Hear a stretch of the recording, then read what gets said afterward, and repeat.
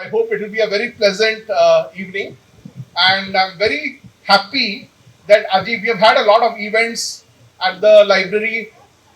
We are having a lot of events in this month. In fact, Kalibi, as many of you know, we have a book discussion of the memoirs of Dr. Siddhant Das, Mr. Siddhant Das, who will be in conversation with Dr. Adyasha Das. Tankara memoirs ko nahi. We also have a festival of international children's films starting tomorrow for a week. Then next weekend there's a storytelling festival.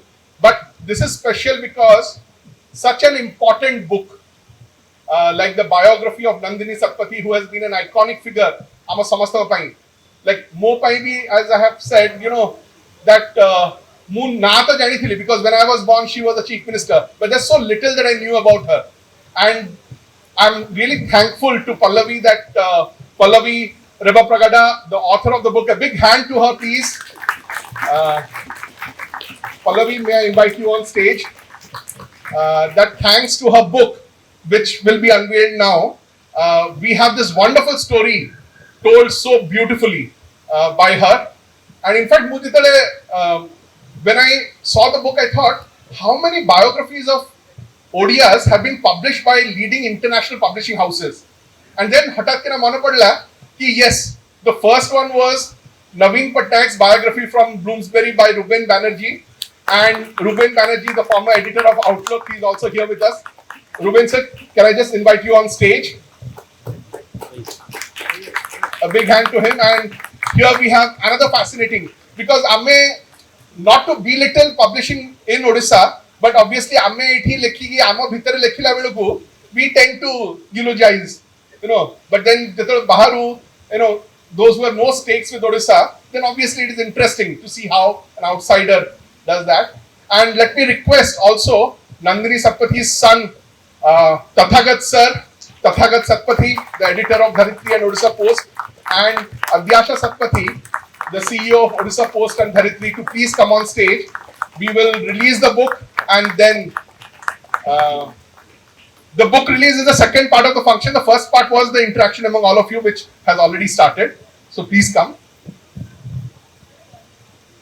And also, we have the great fortune today that we have a classmate of Nandini Satpathy. I mean, we know him in many ways as one of the, for me, as a good friend of my father's and a very eminent educationist that we all looked up to. But today I also discovered that he was a classmate of Nandini Satpathy in the MA Odia class at Ravenshaw, Professor Devi Prasanna Patnaik.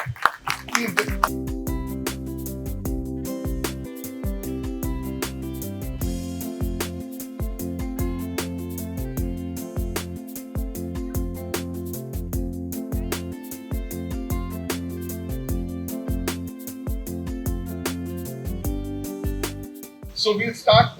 Pallavi, it is wonderful, meeting you again, and good that we are meeting after the Lit Fest. Welcome to Bakul once again. Anything you want to say before we start?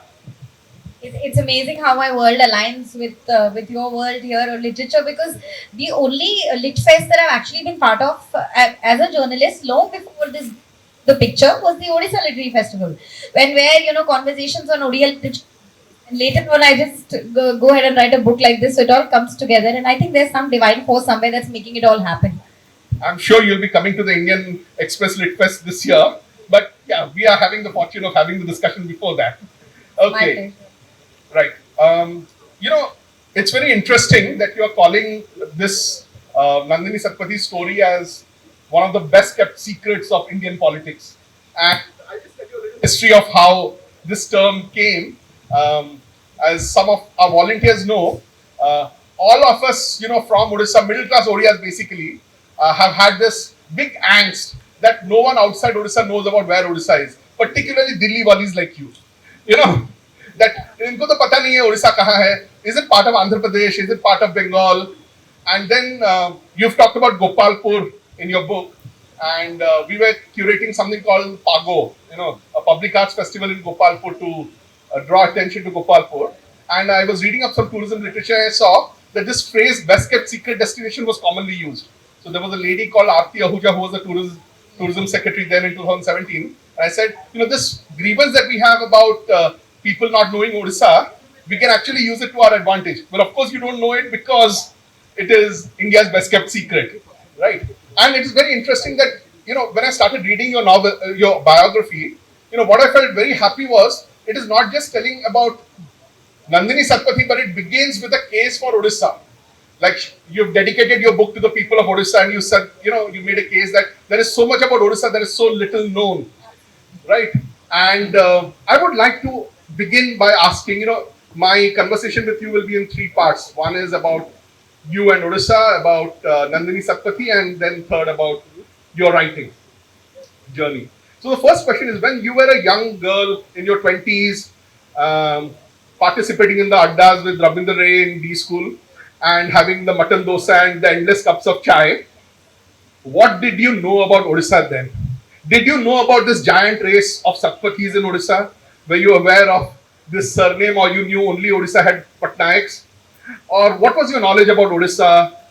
And we'll come to Nandini Satpathy later. But did you know about Nandini Satpathy? I mean, you mentioned that you didn't know anything about her, but had you heard her name?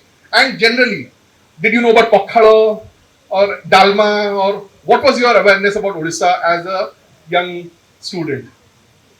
Okay, interesting question. So one of my professors in college was Odia, and my father has a lot of Odia friends. So they're essentially from Bhubaneswar, Cuttack, Sambalpur, and they're some of his closest friends from service. So that's how I know Odisha. And of course, when we are studying, we know that it's a state, and we know Bhubaneswar is in Odisha. So there, it's not like there's lack of knowledge, but yes, as compared to perhaps Bengal, there is very little known. Like, when there's a cyclone in Bengal, there are stories about why that cyclone is not being talked about. So you're talking about it and saying why we aren't talking about it. And when I actually came to Odisha for the first time, this was a funny bashed city. Like, and I said, okay, where is the reportage on this? And I think there was this song by Chagala Boys, and when they talked about this two boys used to sing the song, and they talked about how this cyclone, then what was the national media doing? Why was it reporting on it? So that is, so the level of information on Odisha literature was obviously much less than what you read about, say, Rabindranath Tagore. And this is again another issue that I've raised, because this book has, one of the things that I felt is bad about why people don't know these stories, why people don't know this woman, why people don't know Fakir Mohan Senapati, why people don't know Gopabandhu Das. It just bugs you as an Indian that where are we going wrong? And history writing is such that for every story that it makes, there's so many others that it breaks.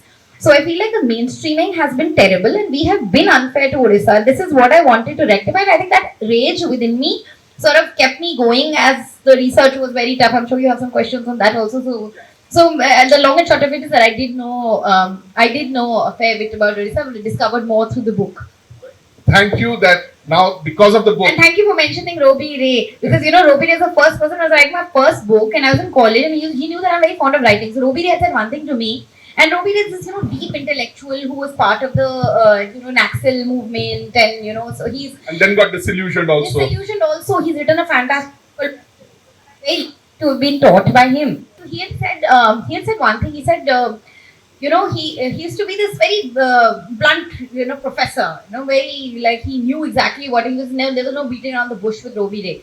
So he said, देखो, पहले तुम सोचना सीखो, तुम्हें लिखना अपने आप आ जाएगा. Don't try to write, and this is I think one piece of advice that really works, especially when you're training in print journalism. Then just learn how to think. Writing is nothing other than that. Otherwise, you just pick up the technicalities if you have the thought. So thank you for bringing my late professor into the conversation. We miss him. I know. I mean, he was such a mentor to so many young people. Exactly. And you had a very interesting description of yourself as a writer, and I would like to read that out. Somewhere many years back, you've written this, that about yourself as a lifestyle journalist, that after helping models dress up for shoots, witnessing $1 million watches being made in Geneva, interviewing sheikhs on yachts in Dubai, learning tattoo art in Japan, sitting next to Shah Rukh Khan on a couch, telling Smriti Irani that she's not a Barbie doll. Smriti Irani called her a Barbie doll. And she said, that she's not a Barbie doll. And witnessing a post-mortem, crawling under a train, helping a man identify his dead brother's body, from here to Nandini Satpathy. How did that happen? Right. Just to add to that question, you've of course said that, you got to know about her while digging up on the women's representation in parliament. So could you tell us a bit more about how you discovered Nandini Satpathy? And two, you know, I'm sure what made it move from just a footnoted reference to an actual biography. Because I'm sure when you started looking up Nandini Satpathy, maybe she would have been part of an article that you would have written or part of a story. So from there to a full-fledged, 270 pages biography, how did that happen? And is that when this thing when you got hooked? Was it the point when you also got infatuated with Nandini? She makes a very interesting point in one of her interviews about the distinction between love and infatuation. Love being abusive and infatuation being a better thing. So, about your infatuation with Nandini, your discovery of Nandini. God, I must compliment you on your research. You just like, I have a flashback now of my career in my early days in journalism. But I guess that is what I think, a lot of print journalists and a lot of like journalism is like that. It gives you a lot of experiences of all kinds. And what happens with this new era of journalism is that there is no beat as such, where you have one kind of story that you will keep doing. So because I moved from when I started my career with India Today, I wanted to be at the political desk because I was just I'm this person who likes to read and write. I'll do political writing and stuff. And my former boss said, "Look, we don't have any vacancy there. Why don't you do lifestyle?" I said, "Oh, what is there in lifestyle? I can't do all this. What is all this watches and fashion and all?" And then I realized there's so much more to life. There's so much more to culture. There's so much more to, and that actually today comes back when I'm describing Kathak of the 60s. What helps me? My understanding of culture, my understanding of the way people live, the way people think, the way people consume, not just food, but brands, and the way people, clothes, language. There is so much more fluidity to the way we live, and I feel like that helped me sort of open up my writing and bringing layers and layers into my writing. So I feel like I didn't do it for very long. My lifestyle, culture, writing years were just about 3, but I traveled a lot. And that is, I think, what India Today enabled us, where, we were these out of college kids and they were sending us to all these countries around the world to cover. So we were very happy. We were like, this is it, what lovely exposure. So we enjoyed that phase, but, you also outgrow it because you feel like, why am I not writing for change, for, to make people think? And for me, when I'm seeing a social problem, I can't be quiet about it. I want to do something about it. So I started writing on death workers, on issues like maternal health, on issues like drugs, refugees, in fact, Syrian refugees. So there were a lot of interesting stories that I stumbled upon.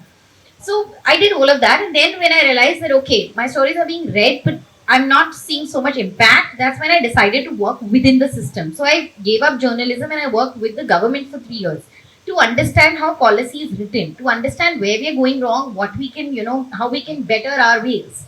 So I did all of those things. Does that answer your question? Your question was very long. It's good. So that's how my sort of journey was. Yes, you talked about Nandini Satpathy. So of course, the first time I've ever heard of Nandini Satpathy's name was when I read an obituary written by Khushwant Singh, and I quoted that obituary in the book. And I've not been very kind to Khushwant Singh because I feel like he talked about her, that she had a drink and that she was, not something about her drinking problem, which I thought was very unfair for 2 reasons. A, you have 800 words to write an obituary about a woman who was a chief minister. She was running a nation. She was in the PMO. He was not. Khushwant Singh was not. It was Nandini Satpathy. And you reduce her entire existence to the fact that she had a drink. Like, who are you? You write books on scotch. And you are judging women for their choices. And I feel like even Natwar Singh, for that matter, Natwar Singh said, look, no, he was also a little apprehensive about the fact that, we shouldn't mention drinking as a thing. So I told him one thing. I said, listen, these women are running the nation that's their day job. They can do whatever they want in their after hours. That is none of anybody's business. So I feel like as a woman of this generation, I feel like we have to stand up to men who can write and tell them that, look, if women can run nations, they can run states. She was at the helm of governance here. She was a woman chief minister. You're telling her that something was inappropriate about you in a document which is as critical as the obituary, because that really gives you a glimpse into the entire life of a person. So So this is how we are unfair to women like Nandini Satpathy, who need to be remembered for all the good they've done throughout their lives. So I feel like this is, and I've also said that if Khushwant Singh was alive, I mean, not that he wasn't a good writer, I'm fond of his books as well, but if he was alive and he read what I had written, he would have had something to say about me as well. So this was, my way of, and I think it made me angry. But then when I was doing that story on, so it was a story exactly 5 years ago, exactly 5 years, because it was election time, and there was a story on women's reservation for women in BJD and TMC and how they're offering reservation, and that's when I really came across her story. That when it sort of came as a flashback, and I said, okay, why don't people know more about her? And then it bugged me. And then I was having a conversation with Tathagaji over here. And the only one piece of advice he gave me was, look, if you want to attempt a biography, please do it right now, because this is a generation that we are losing rapidly. Because these are people who were sort of young during the emergency. And now they're, in their late 80s and 90s. And thank God for their advice, because we've lost like close to 10 people that we've quoted to COVID. So it was, if we didn't, hop onto the last bus, we would have like sort of missed this. So, great thanks to him for pushing me to do this. But that's how I. So should we thank Khushwant Singh also that he kind of provoked you, made you angry to want to write that story? Yes, of course. You. But the biography, I mean, of course, Tathagaji suggested. But what is it that you discovered about Nandini Satpathy that made you feel that yes, this has to be a biography. This cannot just be a story in an anthology or a part of an article. So I'll tell you what, it happens organically. You like a story, you read like I had read one Wikipedia page, and there's one case, Nandini Satpathy versus P.L. Dani, which a lot of lawyers know and law students know her name, but law students also don't know the woman behind that name. So I feel like when I researched, I found the content very interesting. I said, okay, let me explore. Then, as I spoke to people and they told me stories like she pulled the Union Jack down, she was in a lathi charge when she was pregnant, she was Indira Gandhi's friend, both of them were in Sambalpuri saris, she opposed the emergency, a lot of good policies like the land reforms, brilliant land reforms introduced during her era. Kendu leaf mafia, which woman will take on the Kendu leaf mafia as effortlessly and gracefully as Nandini Satpathy, and we're not even remembering that. So I feel like there is so much. Now you see why I was so angry at Khushwant Singh, because I said, oh my God, how do you sort of escape all this and write some garbage about such an amazing woman who needs to not just be remembered but honored? And I think that is our way of not merely respecting Nandini Satpathy but also Orissa and the contributions Orissa has made. Who was Nandini Satpathy? Somebody enabled by the state of Odisha. Somebody, birthed by the state of Odisha. So there was one incident which I'd like to quote, and I've quoted it earlier the day as well, that I met one of her juniors who she had brought into the Congress. It's a lady called Vijay Lakshmi Sahu. And I'd gone to her house in Cuttack, I think that's also in 2019. And she was crying when I was interviewing her. So I was just, pretty new into I said, why are you crying? And, I was just also trying to console her. She said, darling, do you understand? I'm telling you a story from 50 years ago, from when I was in my 20s. And 50 years ago, girls in Cuttack are campaigning for the Congress party on the streets and sticking political posters. You see how progressive my state is and how the stories from this progressive state need to be told. So I feel like that is what, sort of gave me that is why I kept going, and I said, no, I have to do this. Very interesting. Thankfully, thanks to all of them. For me, I often describe myself as inspired by Salman Rushdie, as he was Midnight's child, so I was Emergency's child, born during the emergency. But Nandini Satpathy was the chief minister. Then there's so little that I knew, and for me, actually, while reading this biography, I was actually discovering so many interesting things about. She was there. I mean, she was there. But I knew very little about her. I knew that she was a very important figure, very inspiring, of course, for a woman to be chief minister. But the stories of the Union Jack pulling down or being arrested as a school-going girl, or later, the Bangladesh war and her role there. I mean, that was something I didn't know at all. And of course, about the emergency. Could you just maybe, for the audience here, and you say that for you, and when you have written this biography, it is not a biography you've written for people in Odisha. This is a story you think every Indian needs to know. Anyone interested in Indian politics Indian history needs to know. Not, I mean, her story is an international story, not just a story that should be limited to people within Odisha. So, for people outside Odisha, could you just expand a little more about this amazing personality that you wanted to tell about, starting from her childhood to later on, particularly from a sense of, why, something that I was thinking about when I was reading this biography. We had a session here many years back. There is a social media platform called, I don't know how many of you know, called the Mighty Girl, a Mighty Girl. So the curators of this page basically recommend books and other material for parents who want their girls to grow up mighty, not reading up about princesses who are waiting for the Prince Charming to rescue them. And I thought this is such a story of a mighty girl, which if we want our girls to grow up, inspired as mighty girls. So please tell us more about this mighty girl, Nandini Satpathy, and the interesting things about her. So Nandini Satpathy went to Rajya Sabha fairly early in life. She was just 31.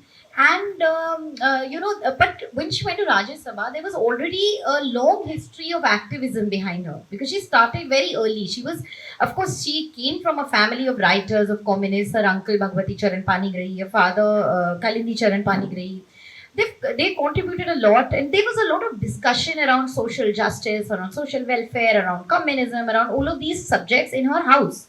And now her father, like this is a question which I also had in my mind that back in the day, your little girl is saying she wants to go to politics, and somebody is enabling that for her. They're letting her do it. Like, okay, fine, like we trust you, go ahead and do it. So I feel like it's a very inspiring story of like how to like keep that fire alive in little girls.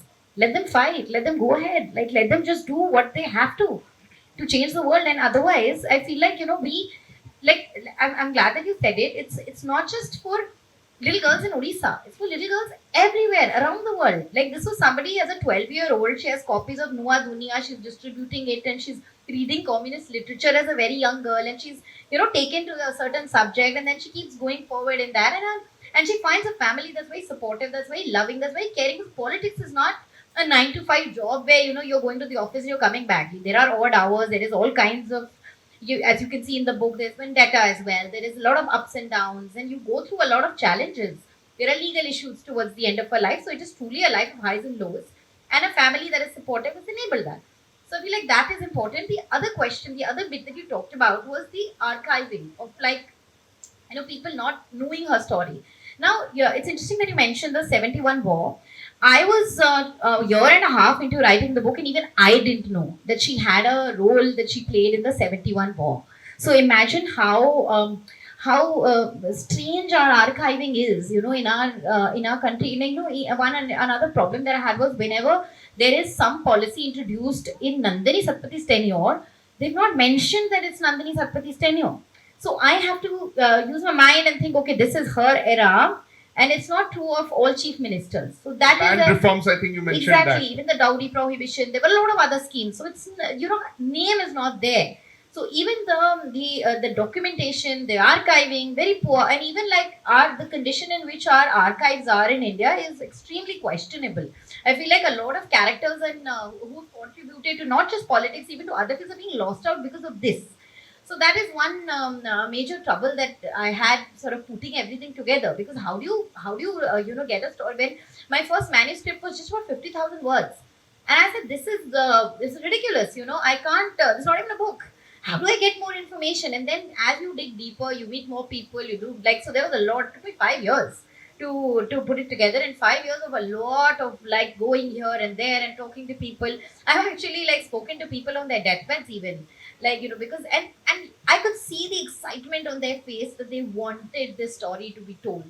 There were people who you look at them and you think that maybe they don't remember, their memories are hazy, but they would tell me things like it was a Wednesday, she was wearing a grey shawl, I had gone with this paper and this was happening, and look at how vivid the memory is from a time that you want to remember.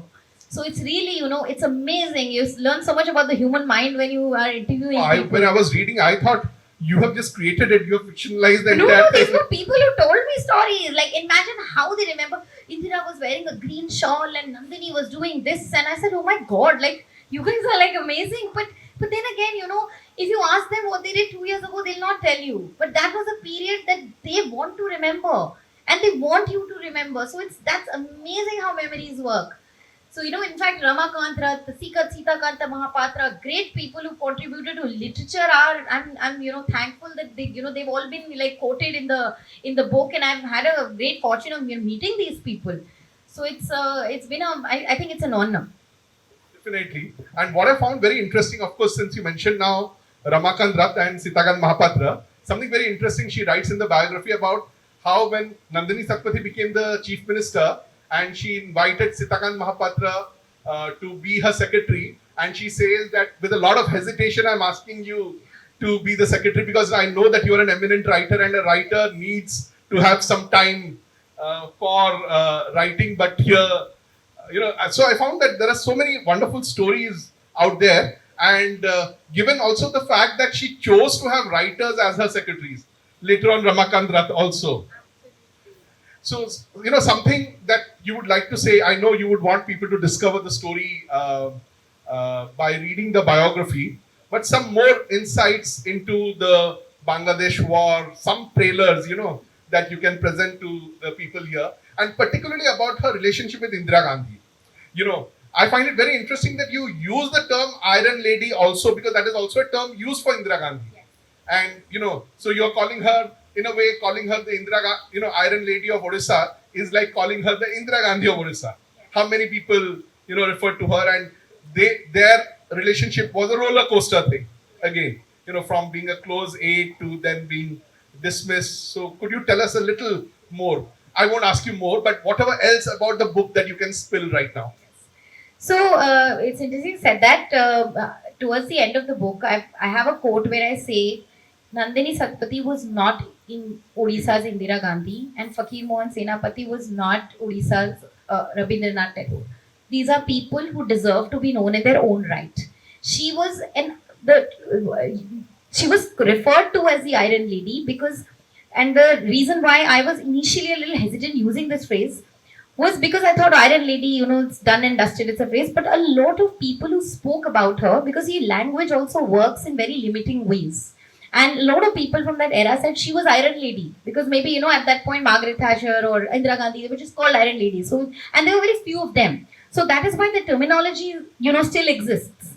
So that is the reason. But the tag of being Indira's, mini Indira, and they put these posters up during one of her elections which said Ishara Mukti Surjo, the rising sun of Asia, which was also again part of a little bit of vendetta that was going on in that era, where they projected her as the rising sun of Asia, and she had nothing to do with those posters to basically show Indira that look, this one can be a threat to you. So that sort of that angle was there at that time. So but I feel like this she needs to be known in her own right. Now, when it comes to her friendship with Indira Gandhi, it's strange that you run a place like Bakul. You would have seen so much content on Indira. You must have seen so much content on the Gandhis, so much content on the emergency being produced from Delhi, being produced by international publishers. So much was said and written. Where is Nandini Satpathy? Where is Nandini Satpathy's name? How has this story escaped and generations, not just one generation, decade after decade after decade? It's surprising. It's a mystery. So that is what kind of bugs you, but it also makes you feel like, okay, now we're doing something to fix this problem. So that is there. And of course, the 71 war, interestingly, there were people in Bangladesh who, so there's a Bangladeshi dancer I know. I'd met her at the Khajuraho festival, and when I was researching on Bangladesh, I saw her dancing, and in a truck. And I said, oh, what is she doing in this documentary? It's a documentary by Lear Levin. It's a British documentary.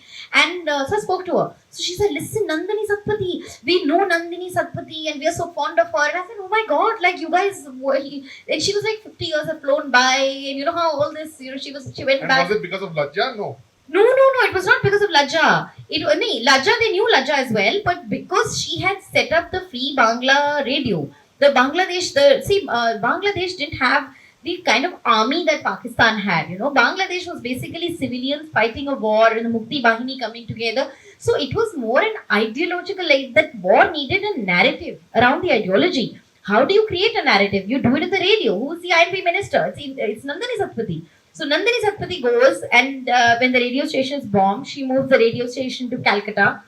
She monitors the content. She sees that there is content coming out in a way that aids, in India's cause of liberating Bangladesh. So that's a massive contribution, and a lot of people from Bangladesh remember her name and remember that story. And I've quoted some books from Bangladesh and some people from Bangladesh. So even the army, for that matter, some people who fought that war, they remember her very fondly. So it was a very, in fact, the Bangladesh government honored her as well posthumously as a friend of Bangladesh, and so all that has also happened, and it's missed us.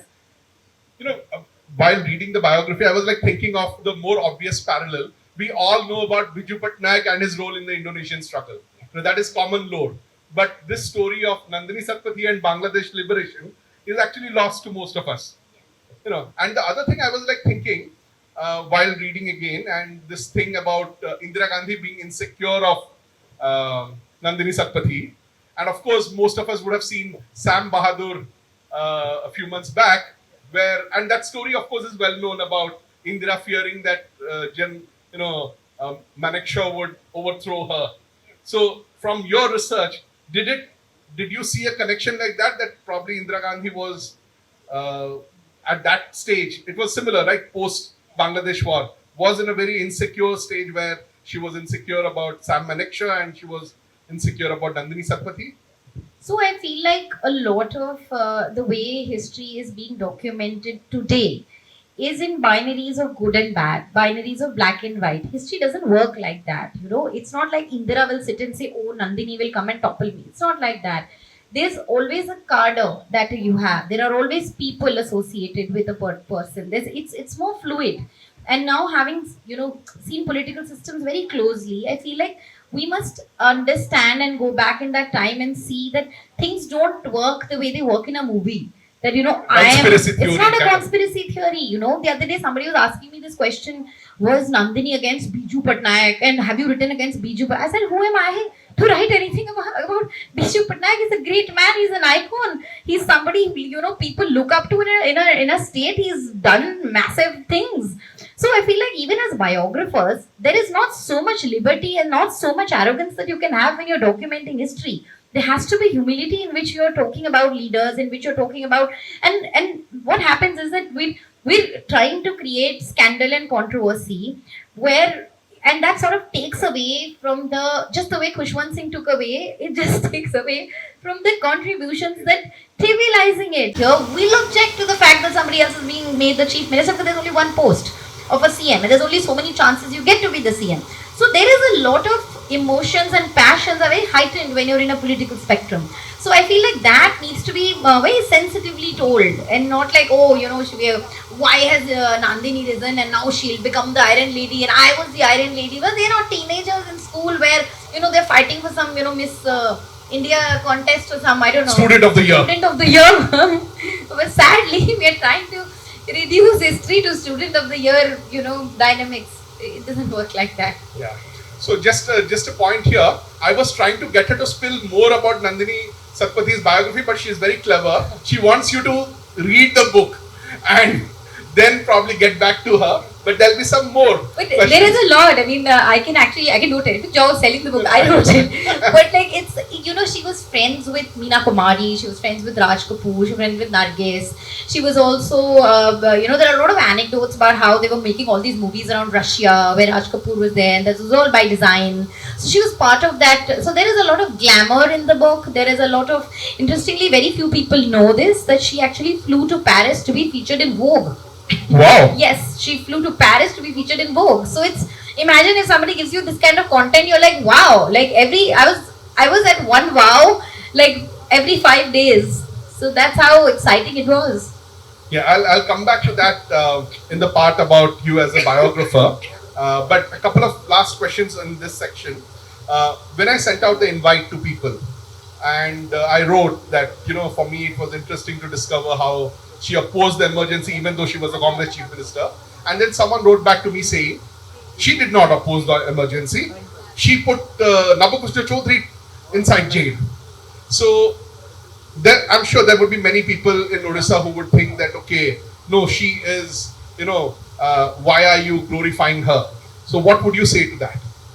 As a biographer, you've Yeah. gone deep into her. She has not told her story, Yeah. her side of the story, but you can. She was obviously massively uncomfortable with the emergency. She was also, see, when you're a chief minister, it's not like you can take a decision in during the emergency on your own and you can just oppose it and say, I'm not doing this. You can't do that. It's a national, it's going on nationally. It's not something that a chief minister can, come much up and agency does a chief- agency that a chief minister has.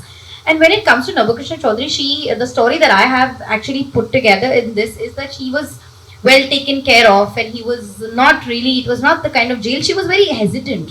It was not like she happily said, okay, please throw him in jail. So it didn't work like that. There were a lot of pressures that she was also under. And those pressures, look, you have to look at it in a very human way. That, you're now a chief minister. You worked so many years in a particular party and you contributed so much to get to a certain stage in life. You're running a state. You have a lot of vision, lot of dreams, lot of desires, lot of passion, and you're executing your duty with all of those emotions. Suddenly, something happens, and you're, sort of lost.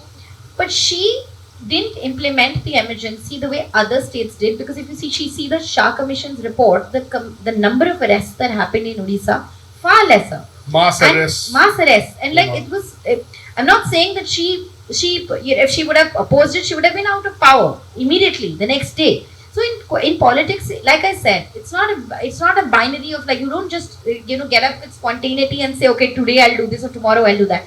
She took time. She did not implement it the way it should. Indira would have wanted her to, or the central command would have wanted her to.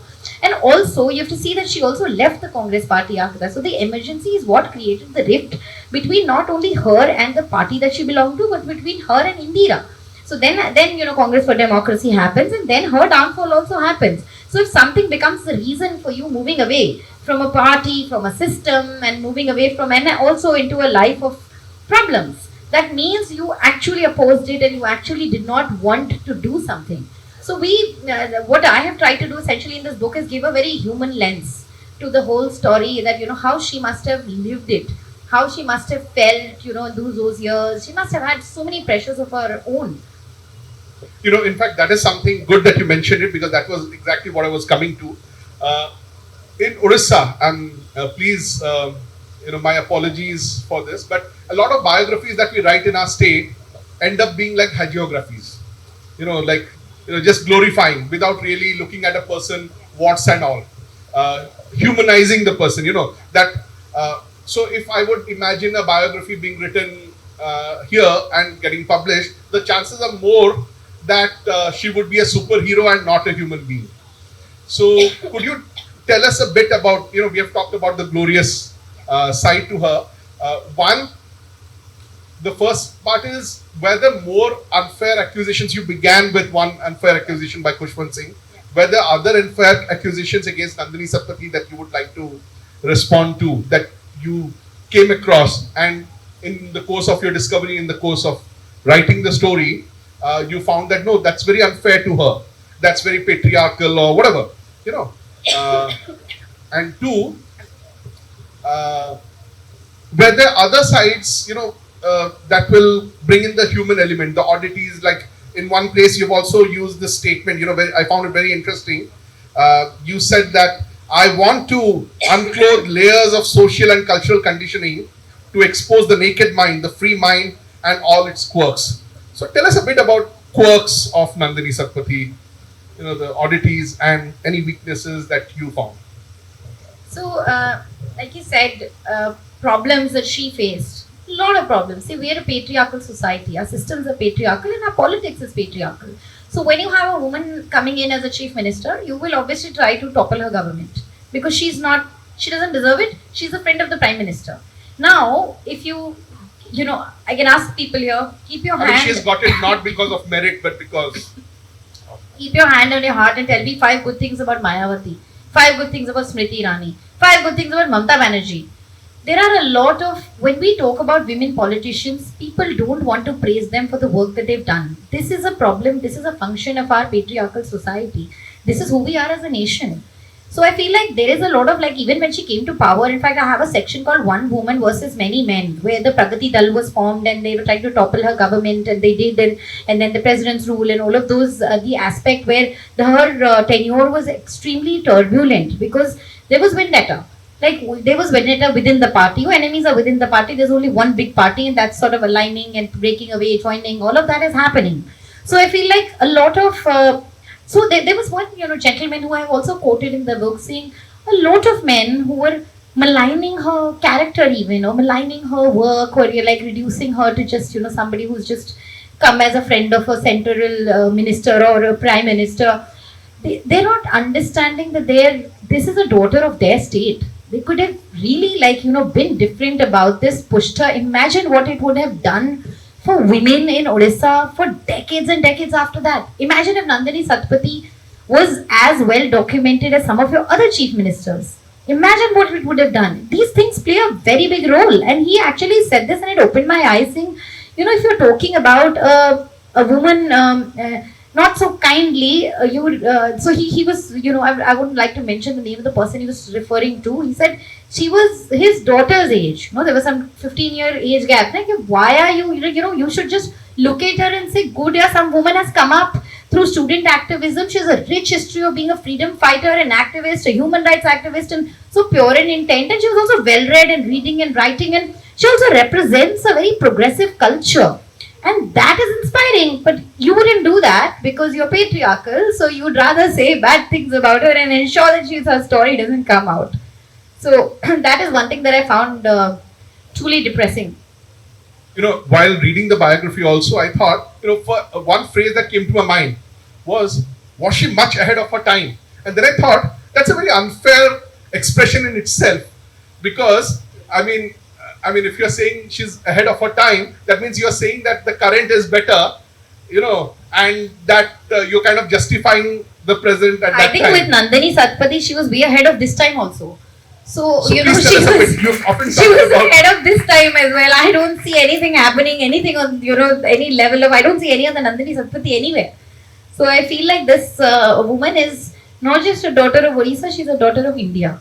And if India doesn't remember these daughters, then India is not doing justice to any Beti, for any, we talk about Beti Padhao, Beti Bachao. There are so many schemes around women. Like, honor her with naming one scheme after her. Honor her with naming, I'm not saying name an airport after her, but name something after her. Bring her back into the narrative, bring her back into the discourse. We owe this to the women of this country. We really owe this. And we owe this to Odisha. Thank you so much for making us feel less guilty by writing this biography. I was also erasing my own guilt. And I think we discussed the concept of guilt this morning, where, how did we miss this? How did we miss this icon, and why didn't we bring her back earlier? And in fact, she gave a brilliant idea that we should all push for some huge blockbuster movie coming out on Nandini Satpathy. As a state, we should. Quoting Panchami Manokil, who had a conversation with her a little while ago. Her idea, and also mine, and also all of us, because it'll really that will really insert her in people's memories, especially. And this is what I said in one of the earlier interviews that I earlier this week, that she should be known to Gen Z. She was very Gen Z. We have a lot of Gen Z people there at the back. Gen Z will love the story. People of older generations know the story, but I think Gen Z will appreciate the story because this is literally something that will appeal to them. It has a war, it has Bollywood, it has politics, it has everything under the sun. Scandal. Not so much, because I've written a very. There was actually not much scandal as such. If I would have found something scandalous, I would have done something about it. So there was not much scandal or any. And I've not really taken down anybody's efforts and said, okay, this one was doing this and this one was doing that. In fact, a lot of people write so much against Sanjay Gandhi during the emergency. A lot of people say, oh, he was the one who did the. Okay, sure, he made a lot of reckless decisions. But Sanjay Gandhi was 27 when the emergency happened. When you actually go back to history and see imagine if I was a 27-year-old born in the Prime Minister's house. So there was a lot of all that. And also, there was something that I found very bizarre was about Tathagat Satpathy's diary, which was a very that was, in fact, if you're asking me for scandal, that was one scandalous thing that I did come across. And actually, when you go deeper into that story, you realize that this was a minor. He was a minor at that, and this is a personal diary. Imagine if somebody comes into my bedroom, even if it's a central investigation agency, comes into my bedroom, takes my diary, and I'm a 14-year-old, and some newspaper is putting it on the cover and publishing it. How? I mean, what is wrong with us as a nation? It is so questionable. And look at the way these checks. There are no checks and balances in the press whatsoever. And look at the way we have gotten away with so much. What is the sensitivity with which we are looking at children? When we are looking at children, I mean, just because his mother happens to be a political person, I'm sorry, you have no right to take his diary and that to a personal document. I can write anything I want in my personal document. I can write that the earth is flat. And I don't want people to judge it, because you know what people write in their diaries? They write for my eyes only. That is what diaries are meant to be. And you're literally flashing it on a cover of on a pages of newspapers and in the name of vendetta. So I feel like perhaps this book will bring a lot of closure to all the wrongs and will, make us rethink where we are as a society. Thank you so much. But that, whatever you said now brings me to something that I wanted to ask. In your earlier life as a lifestyle journalist, you've said that your job was to convert glamour into literature. Yeah. Was there an attempt to convert literature glamorous here? I mean, the way you're speaking about it sounds like, was there, do you think subconsciously you were also glamorizing the story? So I think first of all, I wrote this as an independent researcher. Nobody commissioned this book. Nobody influenced this book. It was all me and the research. So it's a very honest book in that sense. I've tried to put out a very authentic version of it.